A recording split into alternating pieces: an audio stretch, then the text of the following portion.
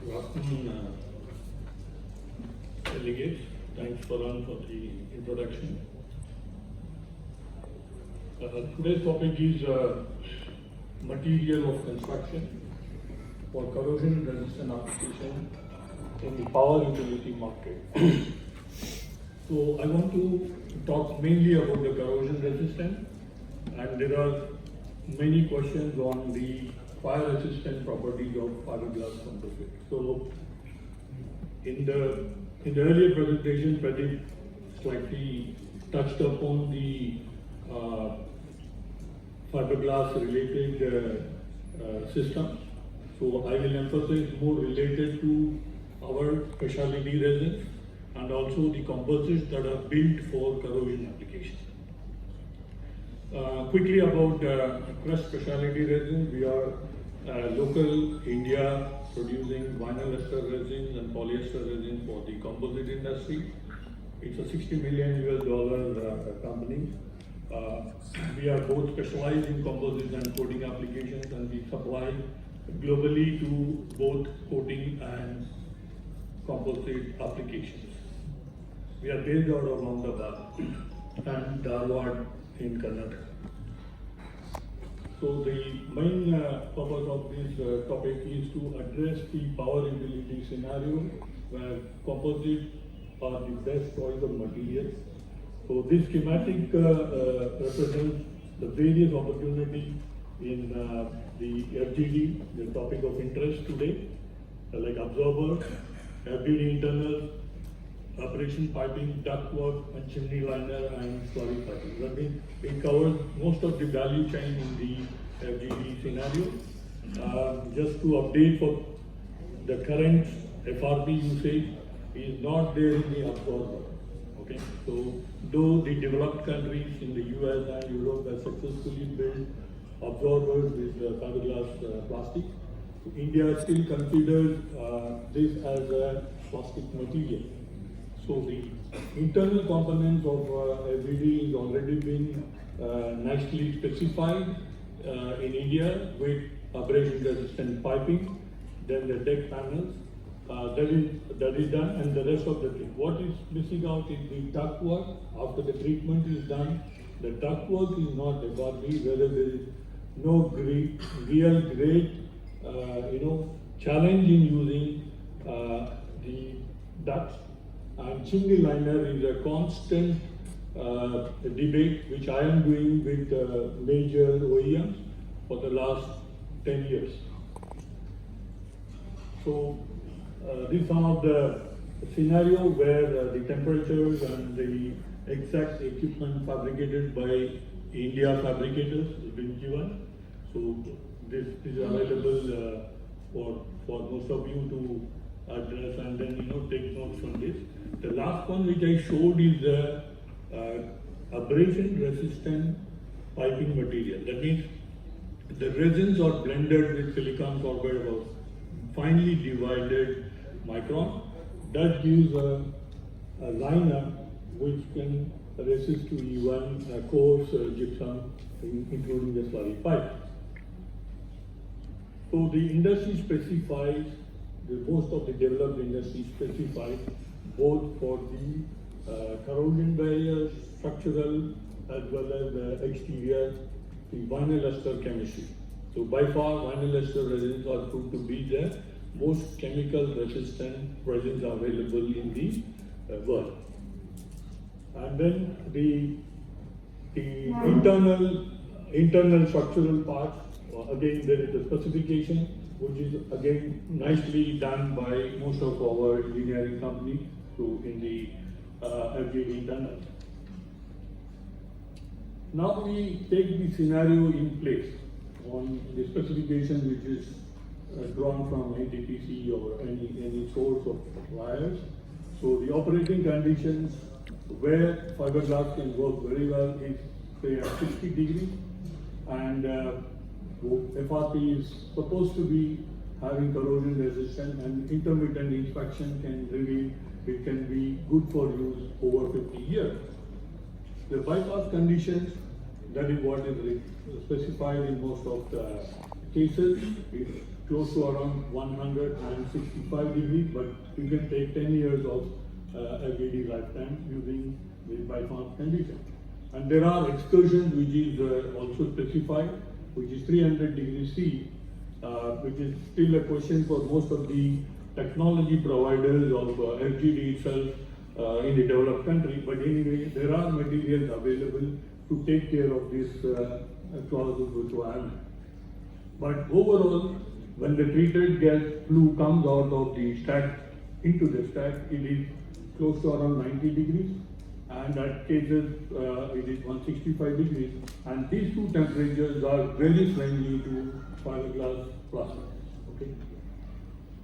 Now, what are our choices available for wet FGD? We have nickel alloy C276, then the glass-filled vinyl ester coating, acid-resistant brick, FRP, and borosilicate glass. These are all the various choices. And when you compare these materials of choice, this is a summary which says that for a temperature and chemical resistant standpoint, fiber reinforced plastic with vinyl ester resin stays to be the good, both in terms of economics of cost. That means overall cost recovery using fiberglass reinforced plastic is the best solution. Now, this simple table gives you a scenario where you are using C276 alloy and various chemical services like acid chloride, hydrochloric acid, and sulfuric acid. So our main focus of interest in FGD is the sulfuric acid condition. So if you see the last one, FRP, for all concentrations of acid chloride, it can withstand up to 100 degrees.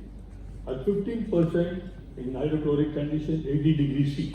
And then at 30% of sulfuric acid, at 100 degrees C, FRP withstand. Whereas the similar other comparative material does not stand good on those services. Now, there were questions of high temperature, and we have developed resin which can withstand up to 180 to 200 degrees. What is important for fiberglass composite? Not to treat as a plastic material, it is a thermoset plastic, and it can withstand up to 180 to 200 degrees by way of one important thing called the heat distortion temperature. So heat distortion temperature is the temperature at which the solid plastic material, when it is heated to that 180 to 200 degrees, it tends to deform. It doesn't melt, but it tends to deform. At that temperature, it might lose most of its properties like tensile, modulus, and all that. So we can, at the most, tests have been performed to take it up to this temperature. And there are scenarios in the specification that it should withstand up to 160 degrees. So we are following a composite design specification of 13121-3, which states that you have to consider HDT minus 20 in your design. That means if you are taking 165 as your temperature to which your laminate has to withstand, so you need to take an HDT of a resin of 180. So minus 20 is 160. So this is specified. These are some of our resins. We have simple resin which can withstand in the chemical survey. We have a higher HDT resin up to 150 degrees, and we have a fire retardant resin also. So this is our grade.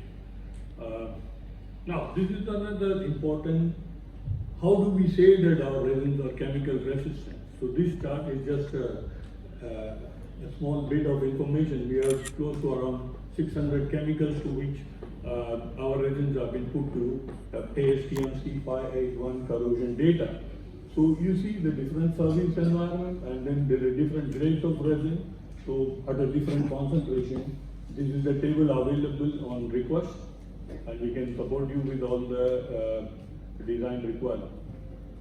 Now, what is the choice available in terms of design is what we want to get it from you as engineering or people involved in the actual specification.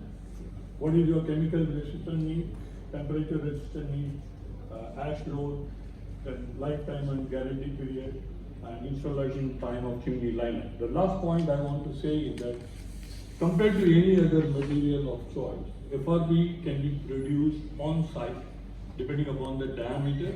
For example, if it is a 180 meter retrofit that you are doing for existing plant location and you want to restart quickly, so an average by experienced fabrication of a vertical winding, we can produce close to around 180 meters in less than 12 weeks.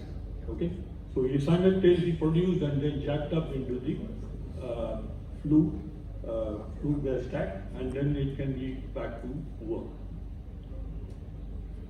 Now, how do we say the design? Design experts are available locally as well as outside of India. They have various FE analysis. So our resins have been built to a specification and put to various steps. Now, this is an interesting table. So what we have done is at various scenario of the specifications which is now prevailing, 60, 150 and 300. So the design engineers have calculated what could be the best design parameters for this side is the flue can that is inside the chimney liner. So depending upon the diameter of the flue can and the height, the stiffener means the one which holds the other, and it is jacked up from the bottom of the stack. So Mr. Pradeep talked about stack liquid discharge. This is a very important point why a material of choice is different than brick lining or a coating. So this gives a schematic. You can see the flow. An average flow of 16.8 meter is recommended by most of the EPRA calculation, so that the wetting of the inside of the stack does not happen. So you can see, if you assume the first wetting surface and the non-wetting surface, the droplet formed is minimized. Why so? Is that there are two parameters. When you join your stack, that inside, I'm telling about the inside.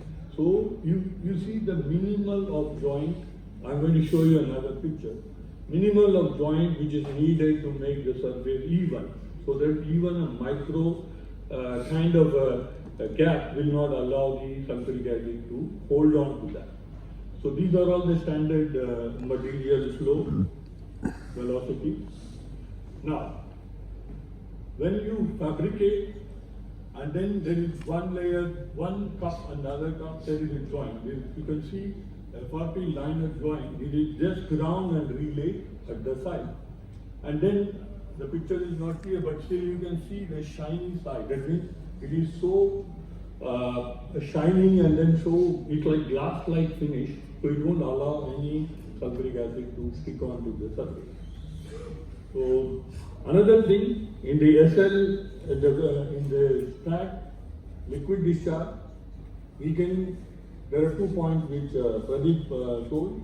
One is that the borosilicate will be just fixed to the height of the existing stack, that means it is bond. Whereas FRP can be taken over the stack.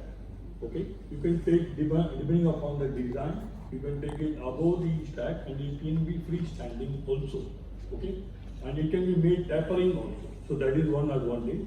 Second, there are material available to put the cap over the final end of the FRP liner, and then also to the brick, the basic concrete of the tower, where you can put a FRP cover on that, so that any condensation will not go back and re-enter into the annulus between the FRP liner and the concrete. So that is one information that I want to add. And the temperatures can go up to 200 degrees. Now when we talk about flues, there are fire retardant resins available, but there is no talk by the overseas companies about the flues. So I have no case where there is a plume and then FRP got fire. Okay, so you can tap the liquid discharge through a FRP pipe back to the base of your the stack. Okay. Now we come to the borosilicate liners. This is borosilicate liners or brick which is borne by a mortar. So I have shown you the joining compound, and in the long shot it may look it is seamless, but it is like this. And these are all the areas where there can be a possibility of entrapment of sulfuric acid, and the same resin which I am talking, vinyl esters have been used as mastic that is used for the brick lining as well. So in a scenario where there is a failure, it is typical for FRP as well as for the brick line. So further there are two remarks to be made about the borosilicate block. So this is one is the same material, and second is the resistance to sulfuric acid, which is not there. I am going to just touch upon two slides. Many times when we are making presentations, people ask about FRP is treated as a plastic, and then it can form a fire. So fire, this is about the fire, and this is the EPR is 2013. I don't have the reason, but it says most of the failures are non-operational. That means if something happening outside of the, some welding, cutting, and I think that time only FRP has got fire, but in the process it has not. So this is one. Second, we have resins which can take care of the fire, and we check fire retardance by an ASTM E84 test. And lot of global companies as well as us have proved this test to be very valid, and we have done it through an external lab. So it says that red wood is the common standard which will have a range of 100, whereas when the fiberglass with our resins can be as good as 0. So this is the test. And in summary, so there are aggressive services which we talk, like sulfuric acid is one of them, and we have been working with most of the global design engineering companies to specify. Even in China, we have supplied to a lot of the FRP equipment for the power industry, and we are happy to answer any of the technical queries, supportive with documents, and provide evidences of our resins or fiberglass is useful for all these services. So we work with all these important customers. Some of them are present here already. So they use our resin and fabricate or make a coating out of our vinyl ester resin. So thank you for this opportunity, Powerline and the delegates here. So we are happy to work with you. Thank you.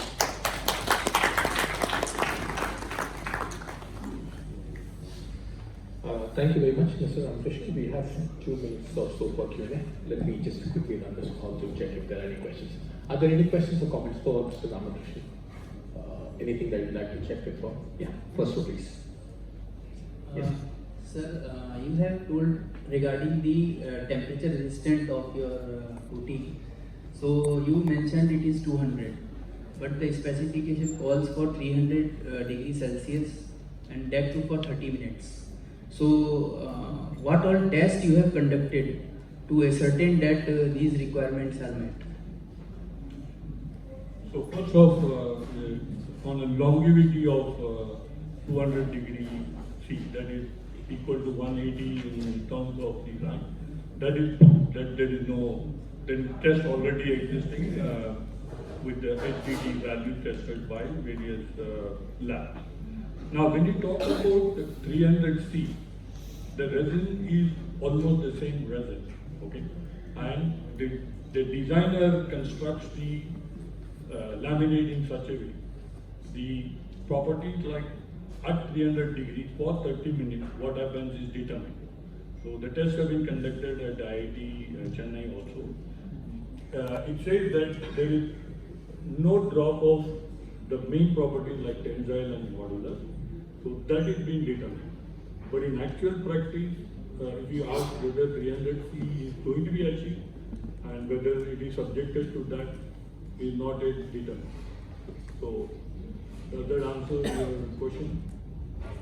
So that means the material wise can work well on a scientific background and we have results for 300C for 30 minutes. That is, we put the laminate for 30 minutes in that service and then take it out and check all the mechanical properties. That means if you clearly say that it is going to be 30 minutes only, then probably it might hold good. And there is nothing called the concentration can be 1% here and there, the temperature can be 2 degrees here and there. For corrosion, we are very much careful on recommending a resin system or a mechanical system not to exceed those limits, because the standard doesn't give any allowance for services beyond which it is specified. So, Thank you. we can support you with that. I think 300 degrees C is just a value, but in real practice, most of the FGDs are running at 70 C, and then at spike bypass conditions, whatever, it will not go beyond 165. And again, the fire-related issues are again a failure which is not due to operational issues, because nobody has tried in India on that scenario. So if something has happened, it happened by accident, not by design. Thank you. You have a follow-up question? Okay, that will be the final question then. I would like to ask you, because your this lining will be subjected to wet and dry during the operation, because sometimes the plant is running on bypass mode.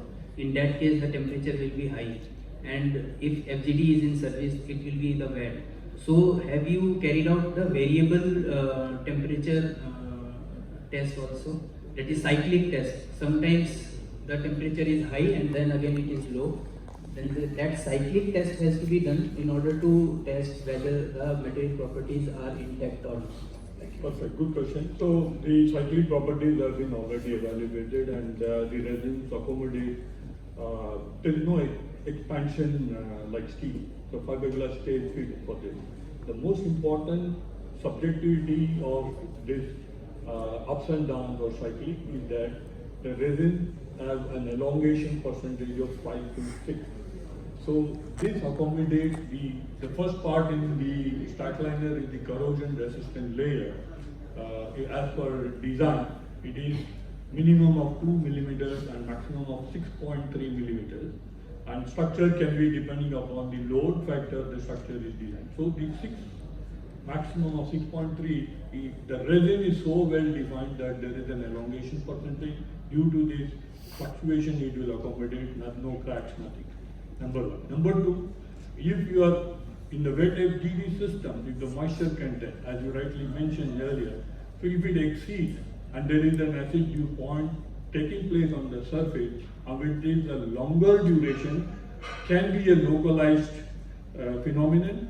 But in most cases, there are cases which say that you can just scrap it and then reapply. There is no failure at that place. Okay. Lastly, both the corrosion layer and the structural layer are built with one single resin. That means even if there is a failure in manufacturing of that part, the highly severe service will not enter the corrosion layer. Even if it enters, it will not go into the structure and affect the structural layer. So these are all the things taken in the design consideration, and that's all. There are huge number of plants in North America and Europe and China being made with FRP. We are fan of that application, and we would request if there are opportunity even for a simple a duct or something which is very severe to this acid conditions, if you give us a chance to put in place, and thereby you can evaluate on the long way. Thank you. Thank you, Mr. Ramakrishnan. With that, we'll have to bring this session to a close. Should you have any more questions for Mr. Ramakrishnan, I would urge you to reach out to him one-on-one during the lunch break. I'm sure he'll be happy to answer your questions. Well, thank you very much, sir. Thank you for the presentation.